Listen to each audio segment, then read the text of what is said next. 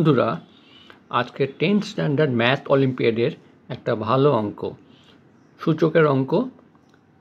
দেখো কীভাবে করা হয়েছে। এক্সের ভ্যালু বের করতে হবে। দেওয়া আছে 27 two the power x minus 9 two the power x minus 9 two the power x is equal two 9 two the power x. আমাকে এক্সের ভ্যালু বের করতে হয়। তাহলে প্রথমে কী করবো, যেগুলো এদিকে মাইনাস আছে সেগুলোকে আমি ডান দিকে নিয়ে যাব।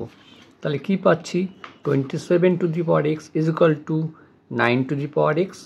এগুলো মাইনাস, ওদিকে গেলে প্লাস হয়ে যাচ্ছে 9 two the power x plus 9 two the power x, বা এখানটা বা দেবে 27 two the power x is equal two 3টে 9 টু দি পাওয়ার এক্স, একই সঙ্গে জিনিস যোগ করে দিলাম 3 9 টু দি পাওয়ার এক্স।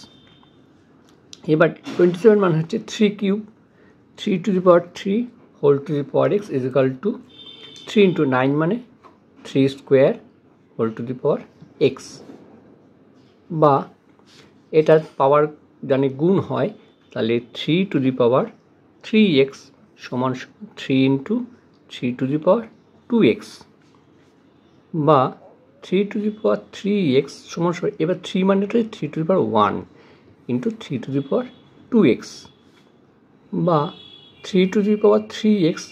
এবার একই বেস, তাহলে পাওয়ারগুলো যোগ হয়ে যাবে। তাহলে কী হয়েছে, এটা 3 to the power 2x plus 1। দেখো বেস সমান পেয়ে গেলাম। তাহলে পরিষ্কার আমি লিখে দিতে পারি, সুতরাং বেস যেহেতু সমান তাহলে পাওয়ারগুলো সমান হবে। 3x is equal two 2x plus 1, বা 3x minus 2x is equal two 1, বা x ইজ ইকুয়াল টু 1। সুতরাং সমাধান হয়ে গেল এক্সের মান। সুতরাং x সমান 1, এটাই হয়ে যাচ্ছে অ্যান্সার।